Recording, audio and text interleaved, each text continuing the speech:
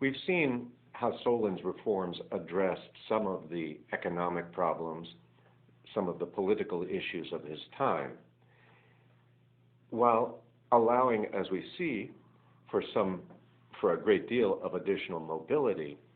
It nonetheless didn't really overturn the underlying inequalities in Athenian society. How could it? And shortly after Solon's reforms, there's evidence of continuing tension and trouble. About 4 years after, that is in the year 590, 589, there's what's called anarchia. Our word anarchy comes from it. This is a year without an archon.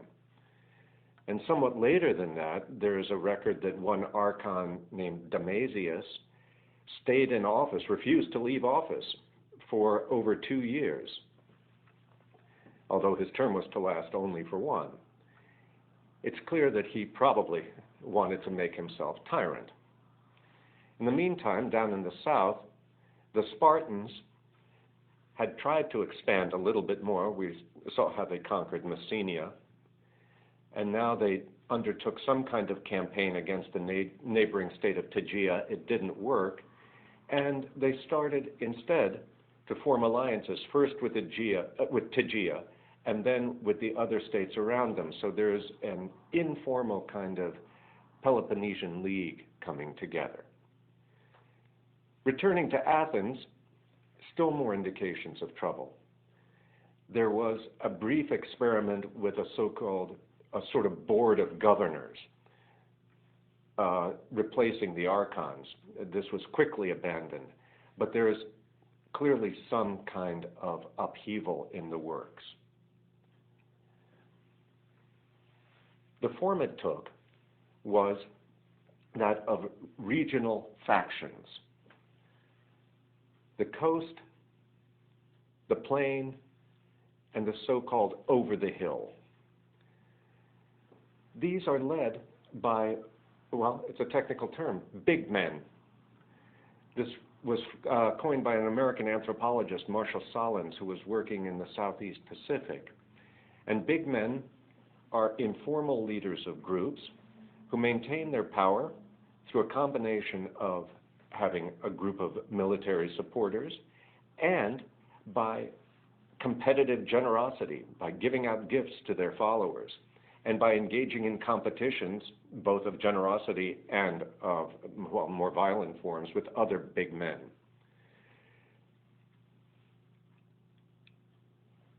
The regional factions, as I said, were three. The coast was led by one Lycurgus, the plain, one Megacles, and the beyond the hills group by Peisistratos. It's rough to say, but let's say the coast was probably merchants. The plain was probably primarily the old landholders, and Megacles, you might recognize his name, is an Alcmaeonid. He's a member of one of the great old Eupatrid clans.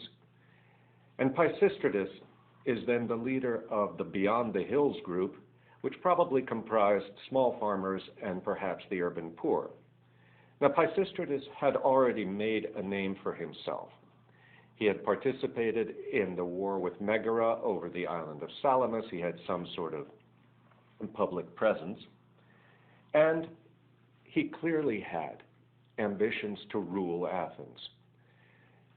So far as we know, he made 3 attempts to establish himself as tyrant. The first one, and as you can see, the dates for this, the early part of Peisistratos' history are very, very uncertain. So these are as unreliable as anything.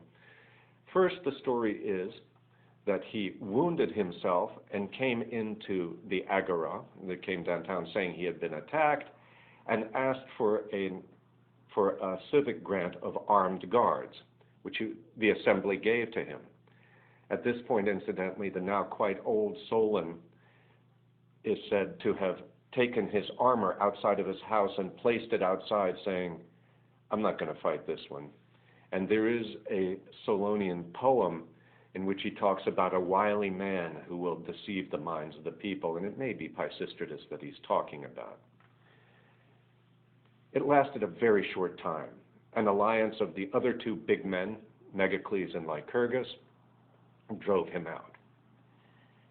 Shortly thereafter, he tried something else. He married Megacles' daughter. This sort of alliance among big men by marriage is another common feature. And it's here that Herodotus tells us the wonderful story that Peisistratos found a tall, beautiful young woman from the country named Phue, dressed her up as Athena, got in a chariot that she was driving, and it was announced that Athena was bringing Peisistratos back to Athens. Herodotus treats this as a great good joke. He said the Greeks fancy themselves the smartest of all people, the Athenians fancy themselves the smartest of all Greeks, and they fell for this. I think there's a better way to think about this, which is not that Peisistratos was somehow duping a credulous populace, but instead he was staging a pageant. He was doing something for the entertainment, the amusement of his fellow citizens, and they were all participating in it together as a kind of civic gesture. Peisistratos was very good at a sort of what we might think of as political theater.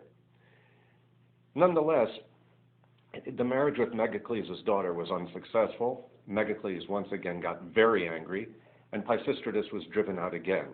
This time we know where he went. He went up north to Thrace, where he established some gold mines, became seriously wealthy, and then returned to Athens with a mercenary force, landed at Marathon, and then there was some kind of skirmish. I don't think it even deserves the title of battle, at a place called Pallene in 547-6. But let's think about this for a second. You have a big man with a troop of warriors around him. As a friend of mine has said, we're not that far from the world of the Iliad, are we? With Agamemnon and troops around him. At any rate, we're going to take a brief break here to look at a statue. This is a kouros, clearly modeled on Egyptian predecessors, but unlike the Egyptian models, nude and striding with one foot forward. These were the characteristic markers of the elite at this time. The kouroi began earlier than this. This is a very well-developed one from the late 6th century, and there's attached to it an inscription that says, "Stop and mourn beside the memorial of dead Croesus, whom fierce Ares cut down in the front ranks of battle." It has been quite plausibly suggested that Croesus was a soldier fighting against Peisistratos, who died in that battle of Pallene. There's also one other thing that we can note here, which is his name. It had been thought that perhaps he was some sort of mercenary from Asia Minor. That's where Lydia is, and that's where King Croesus ruled. But he seems likelier to have been a Greek member of an elite family, which may have had some sort of friendly relations with the Lydian king. Peisistratos established his rule very quickly and seemingly without resorting to violence. There must have been a lot of popular support. He levied a small tax on agricultural produce, and from that he started a set of public works, among them improving the water supply to Athens by installing public fountains, as in this wonderful black figure vase painting with women carrying jugs to and from a fountain. He allowed for state-supported agricultural loans to small farmers. He set up circuit judges, that is, judges who would go out into the countryside and hear cases. And we are told that he preserved Solon's constitution, except that he took care that his own followers hold the highest offices. We know that he also cleared the agora of private dwellings and began to make it a place for the truly gathering of the citizens for the major kind of public buildings and the like. And major public construction also took the form, and now I'm just showing a little bit anachronistically because this we think was actually started by his sons, but this massive temple of Zeus Olympius down next to the Acropolis. You can see it there in the background, which was begun by the Peisistratos, but wasn't really completed until the reign of the Roman Emperor Hadrian, some 6 centuries later.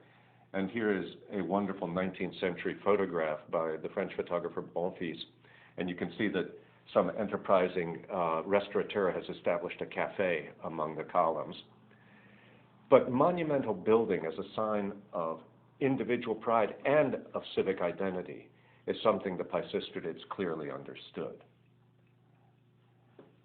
Also civic religion, and especially cults in honor of Athena. It was Peisistratos who seems to have established the Pan-Athenaic Games. These are the games for all of Athens, and among the evidence we have for them are these extraordinary, huge, they're called the Pan-Athenaic amphorae, these big vases, which held the victor's share, a lot of olive oil, a very valuable commodity. And on one side, they would depict the event that the competitor had taken part in, and on the other side, our patron goddess, Athena. You just saw some runners. There's also the extremely prestigious chariot race. There's a wonderful depiction here of the 2-horse chariot, and again with Athena on the reverse. If this weren't enough, Peisistratos also began a festival in honor of Dionysus, the Dionysia. Seems to have taken the form of competitions of choruses, and eventually it evolved into the great tragic and comic festivals in honor of Dionysus, the city Dionysia and the Lenaea. And it was also under Peisistratos that the Athenians seem to have issued their first coinage, with Athena on one side, you can see her initials here, or the first letters of her name, Atha here, and her owl on the other. First, these would have circulated only within Athens, and eventually they came to be used as currency throughout the Greek world. What we're seeing here is an extremely ambitious, capable, and I might say ethical ruler. A sign of his popularity is that he died in 528-7 of a peaceful old age. We're told that he never had to use a bodyguard. And one of the things that he left as his legacy is Athenian civic identity in the form of buildings, ceremonies, coinage, these circuit riding judges, all of these things together now. We're seeing Athens growing a sense of itself and the Athenians as a special people. I'm not saying we have to accept this, I'm saying that this is how they felt. And yet, when a tyrant dies, there is, as we have seen, often some problem afterward, and that's what we will go on to.